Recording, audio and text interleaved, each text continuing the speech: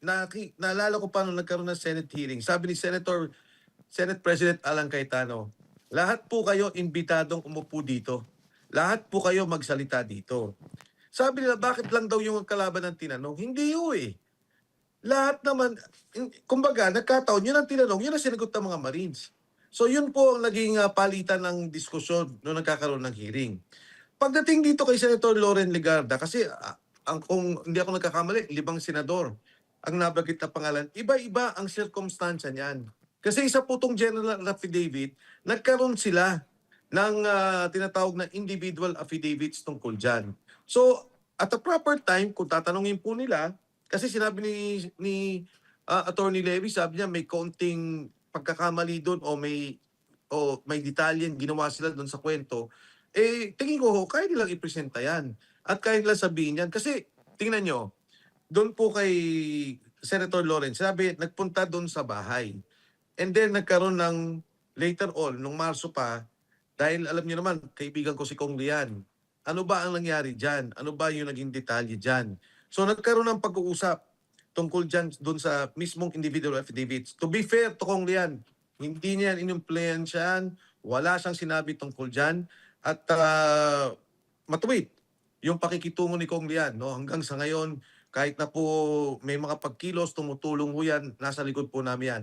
Alam niya na yung 18 Maris na banggit yung kanyang ina, wala ka pong narinig na salita dyan. But anyway, Kong, no, magandang gabi. At ito yung isa sa mga ini-issue ngayon sa Brave 18, bakit daw binawi yung aligasyon kay Senator Loren Legarda. So malinaw po na paliwanag kasi yung nakikita natin sa mainstream media medyo twisted na eh. Sa inyo po dapat manggaling. Paano po ang nangyari dito? Okay, Master Judea, ang una kong salita dyan, naalala ko pa nung nagkaroon ng Senate hearing, sabi ni Senate President Alan Cayetano, lahat po kayo imbitadong umupo dito. Lahat po kayo magsalita dito. Sabi nila, bakit lang daw yung kalaban ng tinanong? Hindi yun eh. Lahat naman, kumbaga, nagkataon, yun ang tinanong, yun ang sinagot ng mga Marines. So yun po ang naging palitan ng diskusyon nung nagkakaroon ng hearing. Pagdating dito kay Senator Loren Legarda, kasi kung hindi ako nagkakamali, 5 senador ang nabanggit na pangalan. Iba-iba ang circumstansya niyan. Kasi isa po itong general affidavit, nagkaroon sila ng tinatawag na individual affidavits tungkol dyan. So, at the proper time, kung tatanungin po nila, kasi sinabi ni Attorney Levy, sabi niya may konting pagkakamali doon o may detalye ginawa sila doon sa kwento, tingin ko kaya nilang ipresenta yan. At kaya nilang sabihin yan. Kasi, tingnan nyo, doon po kay Senator Lawrence, sabi, nagpunta doon sa bahay. And then, nagkaroon ng, later on, nung Marso pa, dahil alam niyo naman, kaibigan ko si Kong Lian, ano ba ang nangyari dyan? Ano ba yung naging detalye dyan? So, nagkaroon ng pag-uusap tungkol dyan doon sa mismong individual affidavits. To be fair to Kong Lian, hindi niya inimpluwensyahan, wala siyang sinabi tungkol dyan, at matuwid yung pakikitungo ni Kong Lian. No? Hanggang sa ngayon, kahit na po may mga pagkilos, tumutulong po yan, nasa likod po namin yan. Alam niya na yung 18 Maris na banggit yung kanyang ina, wala ka pong narinig na salita dyan. Pagdating kay Senator Soto, tinanong nila, detalyado, hindi pa nga ako tapos yun. And ayoko pa rin magsalita dahil sa kanila po dapat manggaling yan. Binanggit nila yung pagdadala ng maleta, nilagay sa elevator. So, ano ba, Masa Junne, sinabi bang hindi totoo yung kay Loren?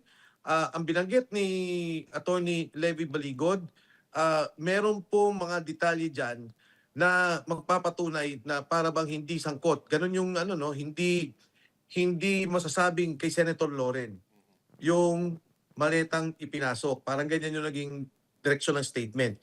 Papabayaan ko po sila magsalita tungkol dyan. And kung magsasalita pa doon sa ibang senador, iba-ibang sirkumstansya po ang nangyari. For example, eto rin wala pa to yung individual affidavit. Tinanong lang nila, sabi ni Attorney Levy Baligot, nagkamali po ako. Hindi po kasi congressman si Laila de Lima nung nakitang inabutan. Hindi pa siya congresswoman noon. So, isa yan sa mga tinanong ko sa mga sundalo, ano ba yung circumstansya? Hindi lang naman isang beses eh. So sila na lang po magkwento. Sa townhomes daw yun, madidescribe nila pati yung mga kotse, madidescribe nila kung paano dumating. And yan po kasi individual affidavits na ipepresenta dapat ngayon ng 18 Marines, kasama yung 14 na bagong magsasalita. Kong Mike, Coach Oli po, ito po yung pinakamainit na usapin ngayon na talagang itong pinag-uusapan sa Facebook. Itong pagpapadeliver ni Senator Erwin ng babae. Di umano. Pero sinasabi niya wala naman daw kayong ebidensya. So ang tanong ko, ito bang bagong 14 Marines ay maglalabas ng ebidensya patungkol dito sa mga Tulfo or maybe yung lumang 18 Marines? Sundan ko na yung tanong niya, Kong Mike. Baka pwedeng ma-interview yung mga babae. Hindi, para malaman lang natin. Kayo naman. Para malaman Alam mo, natin. Di ba? Ayun. Coach Oli and Banat, nung kinikwento kasi nila yan, again, no, pagbibigyan ko yung 18 Marines sila magsabi ng detalye, sinabi nila yon. In fact, hindi lang senador may binanggit pa silang cabinet member. Sino po yung cabinet member na yon? Ayoko magsalita, baka hindi kasama doon sa sasabihin nila Kasi, Kasi. kasi actually, to be fair to the Marines, wala naman yun sa affidavit nila. Nung nagsalita sila, although under oath under oath, nagsalita sila sa Blue Ribbon Committee hearing, nabanggit nila yon. Nabanggit ni Atty. Levy Baligod. And ang sabi nga nila, yun nga daw, may ganong eksena. Paano ba dudugtungan pa yan? May mga binanggit pa nga sila sa mismong kongreso pa, nagulat ako Sabi ko, sa kongreso? Sa house? O daw. Linawin po natin, Kong. Sa house, nagdadala ng babae? Yun ang sabi Banat Ayoko, again pababayaan ko sila magsalita. Pero kita mo, nagulat ka. Ako din, ganyan ang reaksyon ko. Ano to, Kosa Mike? Kosa. Ato ba package ba tong hinihingi? Kasi, di ba, merong diniliver na maleta. So, tapos ang understanding ng tao, may dinideliver ding babae. Ano ba to? Request na, o sige, kailangan maleta at saka babae. O and/or. Parang ang nangyari yata dito is ibang sitwasyon. Kasi parang magkakausap sila and may ganon na doon daw sa hotel, sa may Maidas. Tapos, sumingit naman yung isa, sabi niya, pati nga dito, pati nga sir, sa kongreso. So, yung reaction ni Banat Bay, ganon din ako, ha? O sir, ganon. So, parang, hindi yun kasama kasi sa affidavit pero siguro pagka... Kong Mike, ang tanong dito, bakit nanggagaling kay Zaldico? Di ba, parang ganon kasi ang nag-deliver yung mga Marines. So, bakit nanggagaling kay Zaldico yung mga yon? For what reason? Kasi alam natin yung maleta may dahilan. Di ba, may kapalit. Bakit magbibigay, di umano allegedly, itong mga Marines ng babae doon sa mga congressman at doon sa House? Anong dahilan? Wala namang nabanggit na dahilan at hindi ko rin alam kung alam nila kung meron mang dahilan talaga.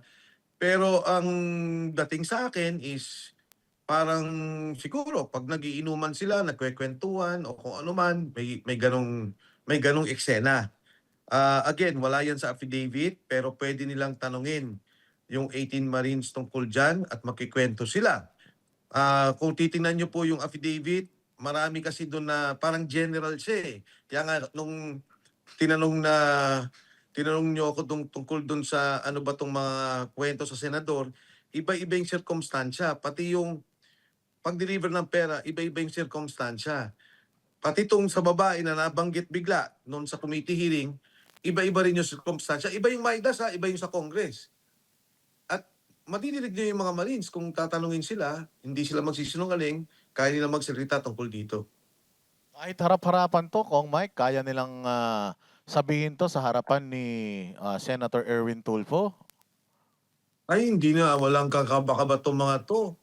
I mean, kung tatanungin sila, hindi siguro sila magbo-volunteer. Pero pag sila natanong, walang katakot-takot to kahit na dun sa mga binanggit na mga congressmen, mga senador. Wala Kasi pagka may narinig nga akong issue o pagka may nagtanong tayong kaibigan na congressman at senador, tatanungin ko sa kanila, normal ang pagkikwento Normal yung mga binabanggit nilang mga salaysay tungkol sa mga sitwasyon na nakita nila. For example, sabi nila, yung isang congressman, So tinanong ko, ano ba tong congressman na to? Paano nyo nakita? Kasi sir, ganito na nangyari. Nagmi-meeting, ganito kausap, dumating, may dala kami, nakita namin, dala na rin, lumabas. Kasi ang nangyari dito, mga kosa, pagka si Martin Romualdez pala may meeting sa Kongreso at saka doon sa townhomes, sila ang nagdadala ng pera at nakaantabay sila. Pag sinabi ni Martin Romualdez sa kanila, magdala kayo ng 20 envelope, sila yung magpapasok. Naghihintay pa rin sila sa labas. Kaya ito nga yung mga magandang ikwento nila eh. O tapos pagkatapos yung benting yon, tatawagin na naman sila. O dala nyo pa ako ng ganito. So, maging sa Kongreso, maging sa townhomes, hindi tao ni Speaker Martin ang nakalalay, kundi tao ni Saldico. Pero kung mabalik tayo dun sa dun sa premise nung hearing ng Blue Ribbon ni Kong Marcoleta. Kasi karamihan ng mga nagsasalita or madalas na nagsasalita si Attorney Levy Baligod. Bakit hindi, kasi ito ang isang tanong nila bakit si Attorney Levy Baligod ang nagsasalita for the Marines? Kung talagang meron silang personal knowledge, bakit hindi sila yung direktang sumasagot dun sa mga tanong ng mga nasa Blue Ribbon Committee? Actually, Boss Dada, wala namang problema na sila yung magsalita. And nakita mo naman kung minsan nga, di ba, sabay-sabay pa sila nagtataasan ng kamay para makapagsalita. Siguro, again, si Attorney Levy din, very conscious before the committee hearing, sabi niya sa akin, bayaan ko sila magsalita kung ano yung magkikwento. Pero siguro kung minsan pag nagtatanong, na didirect sa kanya yung question. Pero wala akong problema yan. Siguro, Boss Dada, isa yan sa mga bagay na babanggitin ko rin sa kanila na pagka may tinanong sa inyo at alam ninyo, magsalita na kayo kaagad. Huwag kayong matatakot, huwag kayong mahiya. Kasi alam mo naman yung mga sundalo di ba kung minsan, pag hindi sila yung dinirekta, wala silang sasabihin o pagka binanggit, ikaw magsalita ka, yan. Makakapagsalita sila kaagad. Pero isa yan sa mga bagay, Boss Dada, na babangkitin ko rin para talagang mailinaw na yung kwento na to, lahat ay galing sa kanila. In fact, nung nag-uusap na kami before the Blue Ribbon, sinabi ko pa, anong reaction nyo? Sinasabi scripted daw. Sabi pa nga nung isang sundalo, hindi ko na nga sir binabasa yung affidavit, hindi ko na tinitingnan Basta kung ano yung tanong sa akin, yun din naman ang nasa affidavit, yun ang sinasagot ko.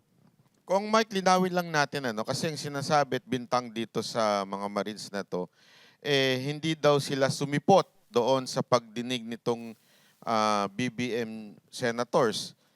Totoo ba yon? Ano ba talaga yung nangyari nung araw na yon at bakit hindi dumating yung mga Marines? Alam mo, Banat Bay, maagang ako din na dapat kasama nila doon sa Senado. Hindi ako imbitado, pero minabuti ko na sumama sa kanila dahil ang balita namin, aarestuhin sila. Hindi siguro alam din ng mga miyembro nila Senator Erwin Tulfo na darating yung 18 Marines. Nung umagang yun, tumawag si Attorney Baligod. Sabi niya, papunta na kami doon at papasok kami sa loob. Sabi ko, okay, pasok kayo sa loob. Ako naman, sabi ko, doon ako sa labas at kung sakasakali kailangan ako sa loob, nandun lang naman ako, patawag niyo ako. So, tinawagan ko si Senator Robin Padilla, nag-coordinate ako sa kanya mga staff, na kung pwede, Senador, ikaw ay miyembro ng Blue Ribbon Committee, may ibibigay sa yung sulat. Sila Attorney Levy Baligod, kasama niya yung 18 Marines. Kung maaari sana, harapin ka muna nila at meron silang ipapasabi sa iyo. Ang mensahe nila, basically, kinikilala nila ang komite ni Senator Pia Cayetano at ni Senator Dante Marcoleta, ngunit hindi sila natatakot humarap sa patawag ni Senator Erwin Tulfo. Bagamat ganoon, nagbibigay respeto sila na nagpapasintabi. Katulad nito, si Senator Robin Padilla, miyembro ng Blue Ribbon Committee, para magpaalam. Nung nangyari yun, pumasok sila sa loob, magmula dun sa gate, sa unahang gate, hanggang doon sa lobby. Inabot sila ng 1 hour 30 minutes. Ang pinipilit ng mga tao, mag-register kayo sa QR code. Alam naman po ng staff ng Senado na pagka ikaw ay invited witness o resource person, nandun na ang pangalan mo sa mismong terminal nila, hindi mo na kailangan mag-register. Ang mga nagre-register ay yung mga guest o yung mga bisita ng bawat opisina. So 1 hour and 30 minutes, nandoon sila. Ako naman, hindi ko alam na nasa lobby, nandun ako sa labas. Pagdating po nila doon sa taas, nagkaroon silang press conference at narinig nyo naman yun, napakinggan nyo sila. Nung matatapos na ho sila, in fact, meron pa nga kami balita, pumunta doon yung staff ni Senator Erwin Tulfo at sinabing hindi nila kailangan bumaba. No, may mga nagsabi daw pong ganon. Pero bagamat ganon, ayoko nang pakinggan yun. Baka naman hindi ko alam kung totoo yung kwento na yun. Pero alam nung staff nila ng Blue Ribbon Committee at ni Senator Erwin Tulfo na nandun sila. Bigla po nung bababa na sila, sinuspend ang hearing. So Kong Mike, sa madaling salita, nag-imbita sila pero ayaw talaga nilang pumunta itong 18 Marines. Ayaw nila Wala sa punta loob. 18 Marines. Oho. Ngayon, nung nandun ako sa labas, sabi ko, ba't ang tagal nito mga to? Tapos na yung hearing. Pumasok na po ako sa loob. Ayun, kailangan ko talaga mag-register sa website nila. Nung dumating po ako, nasa lubong ko si Senator Robin Padilla. Ang sabi ni Senator Robin Padilla, nag-uusap si Attorney Levy Baligod at si Senator Soto. Sabi ko, sige, sabi ko, sabi niya, doon ka na muna sa office ko. Sabi niya, kung gusto mo. Sabi ko, gusto kong puntahan yung 18 Marines. Sabi niya, hindi, nasa opisina ko. Doon ko sila nakita at napuntahan. At yun nga, sabi ko, ano nangyari? Sabi sa akin nung isang sundalo, sir, pababa na ho kami, bigla hong sinuspend. So Kong Yun Mike, ho ang totoong nangyari. totoo yung balita kasi yan po ang lumalabas sa social media. Nung pababa na daw sila, may nagbalita raw dito sa Bulaga Ribbon na i-cancel na kasi pababa na itong 18 Marines. Correct. Kasi di ba kung ako yun, at ako galit ako dahil binanggit niyo yung pangalan ko, nandun Senator Soto. At syempre, sinasabi nila kami ang lehitimong Blue Ribbon Committee. At well, at least yun yung assertion nila. Ang gagawin ko, teka lang, hintayin niyo yan. O kundi, papatawag ko talaga. Meron silang poder, meron silang power to call on the witnesses to come down. In fact, kahit na nga po sa labas na Senado, nagtatago. Pwede mong orderan ng contempt ang isang witness, pa-aresto mo sa Sergeant at Arms. Eto, nandyan na. Nagsasalita na bababa kami. Bakit hindi po nila hinintay? Nandun mo sila eh. Ang tagal.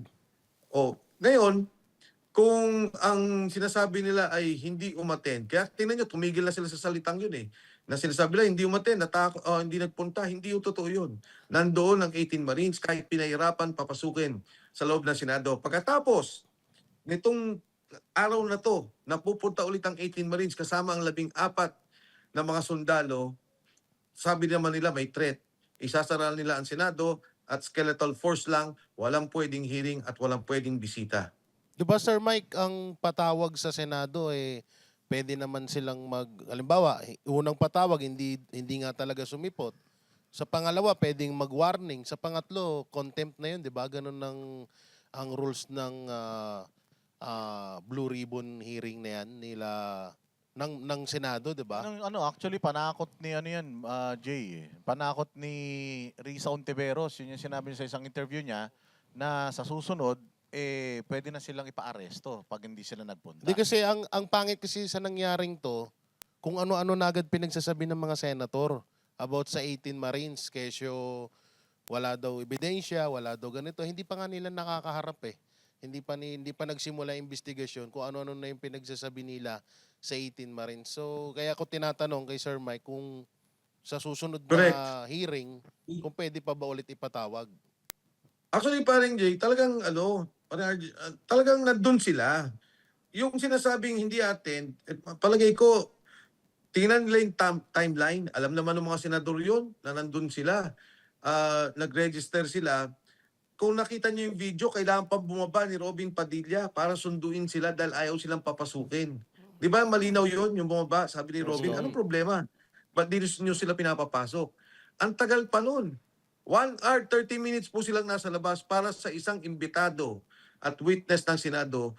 Ang tagal nila naghintay. Kaya yung sinasabi ni Senator Risa Ontiveros, kasi sinungalingan po yun. Nandoon ang 18 Marines, handa silang humarap. Kaya po yung sinasabing ipapakontempt sila, nako, hindi nyo kailangan ipakontempt. Talagang pupunta sila. Okay, number 1, invitation. Umattend na kagad ng 18 Marines. Pero usually, invitation, warning, at pwede nilang i-contempt. Pero kung gusto po nila, pwede naman lang i-shortcut kagad yun.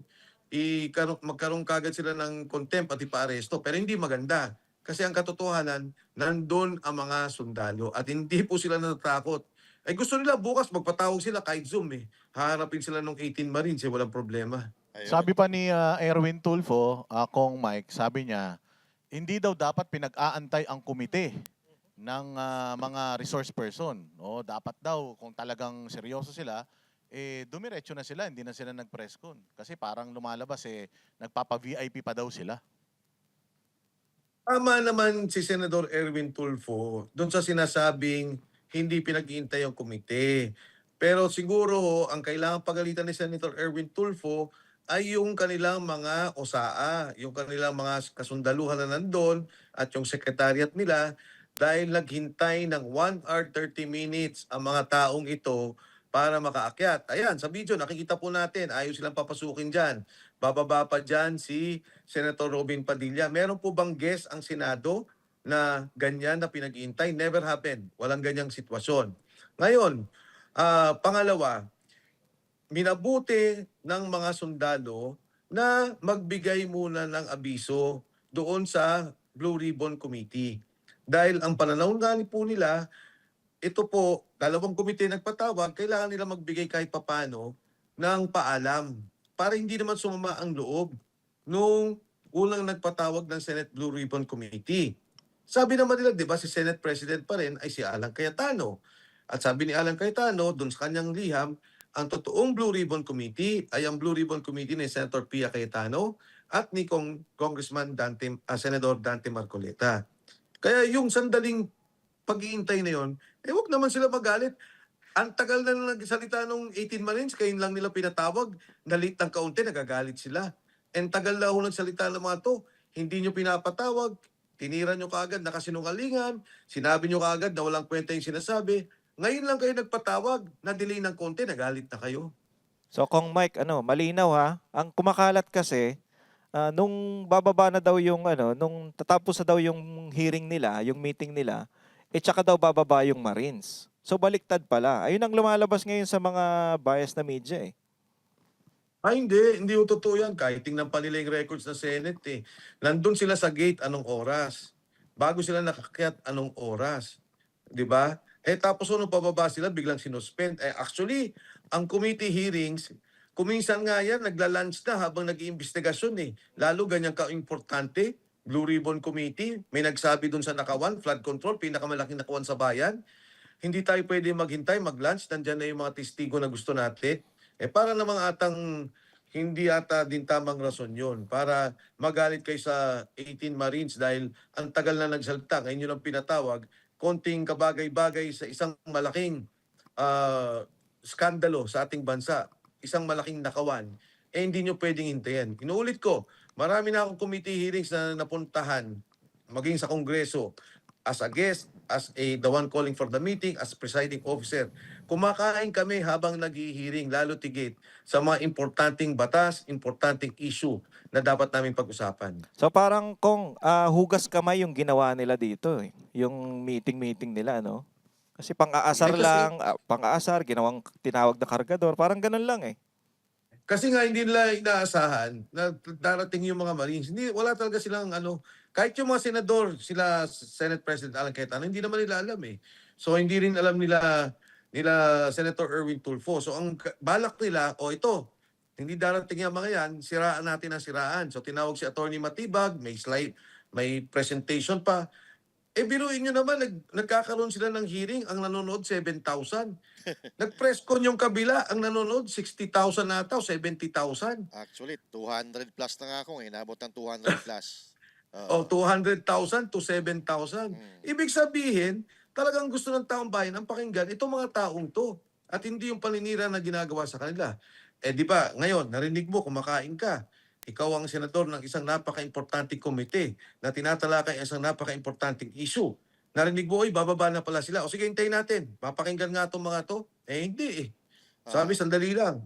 Alis na muna tayo sa susunod na hearing na lang. Sana pinakinggan na nila. Kong At Mike, pinabayaan lang magsalita yung mga Marines. punta naman tayo sa inyo.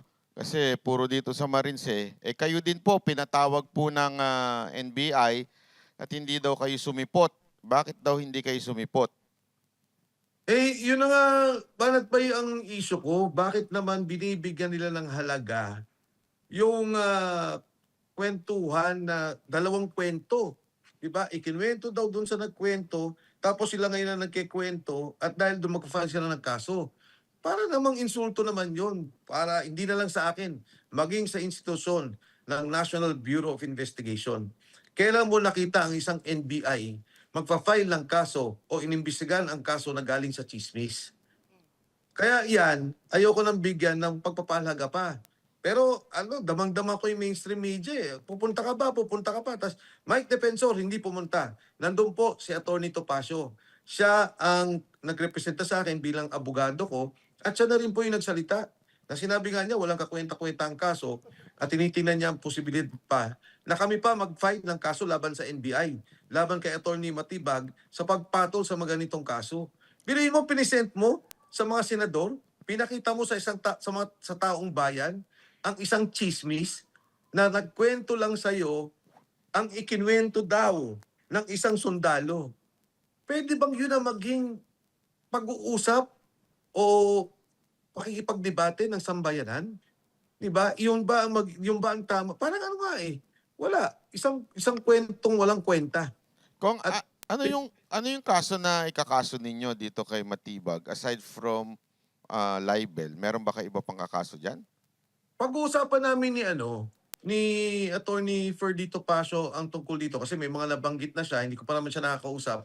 Nakausap ko kasi siya before the filing. Ang sabi sa akin ni Attorney Topacio, at sabi ko, anong tingin mo? So sabi niya, siya daw ay, ako daw, kung pupunta pa ako, sabi ko, anong tingin mo? Sabi niya, parang walang kakwenta-kwenta na to eh. Kasi di ba, ito din, yung dating patawag sa amin. Naalala nyo, Banat, yung 18 Marines, pinatawag kami, magkakasama kami. Pinauwi na nga nila ako noon eh. Kasi ang gusto nila daw i-determine at that time ay yung aking pagkatao kung sino ako. So tinanong ni Attorney Ferdinand Pasio, do you know Mike Defensor? Oh yes. Oh, do you have any questions? Do you have any doubts about him in person? No. O can we leave? Sabi, oo. O yun na yun. Tapos ito na naman. Mahirap naman yung ganyan na parang ginagamit naman nila masyado yung ahensya para sa panggigipit ng taong bayan. Hindi naman ata tama yun. Hindi ata kayo na-inform at kung na dati po kasi talagang nasa showbiz yan si Director Matibag. Kaya mahilig sa chismis. Dati po yung Comedian artista eh. Iba pagkakaintindi niya doon sa Comedian. director, Dating baka talent. akala niya para siyang si Direk Darrell niya. Gumagawa siya ng mga malulupit na mga pelikula. Para action, no? Action yung ginagawa niya ngayon. Pero- Kung naiinis po kasi si Sir Jack dahil nung pinatawag siya sa NBI, siya pumunta, kayo hindi daw. Anyway, Kong, si Manong Chabit, napanood ko yung video niya, sinubukan daw siyang iareglo. Alam ko na ikaw, di kayo magpapaareglo eh. Pero may sumubok na ho ba? Dahil sa sobrang ingay ng pangalan nyo ngayon, may sumubok na ba na iareglo kayo para manahimik?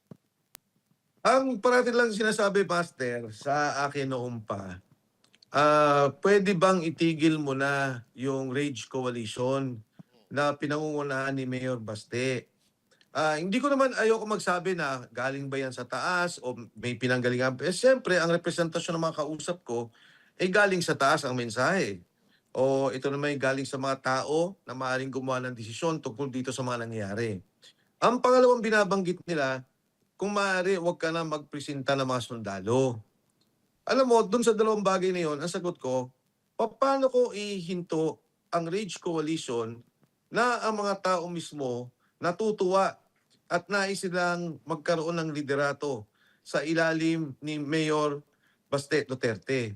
Kahit ay tanggalin niyo ako dyan, pupunta ang mga tao para itaguyod ang liderato ni Mayor Baste sa koalisyon at pagsasama ng lahat ng organisasyon na sumusuporta kay VP Inday Sara Duterte, kay Pangulong Duterte, sa dating presidente, karamihan naman talagang doon ang galing, at kay Mayor Baste Duterte. Doon sa pangalawa, yung sabi nilang itigil ko yung paglabas ng sundalo, katulad ngayon, yung 14, hindi ko naman to kilala. Hindi ko alam saan ang galing. Hindi ko alam kung anong sasabihin nila. Pero itong mga to, sabi ng 18 Marines, kasamahan nila at magsasalita din doon sa kanilang kaalaman sa pagdi-deliver ng pera. So paano ko makokontrol itong mga bagay na to? Siyempre, tayo naman, di ba, wala naman tayong kaaway eh. Ayaw naman natin magkaroon ng personal na mga kaaway. Pero gusto natin i-resolve yung issue ng korupsyon. Kailangan may managot. Ang laking pera nito, may mga namatay, may mga napinsala, may mga negosyong nasira, may mga bahay na nasalanta ng baha, ng bagyo. Eh yung ba pwede tayong tumahimik dyan? Yan naman yung panawagan natin eh. O, pangalawa, gusto natin maibalik kahit papano yung perang nanakaw sa bansa. 1.7 trillion ata, kung di ako nagkakamali, ang total ng pinag-uusapan nating pera. Eh yung ba wala sa interes ng bawat Pilipino na mapanagot ang mga nagnakaw at maisoli ang pera? Yun lang naman ang mga sinasabi natin. Eh ba't sila nagagalit?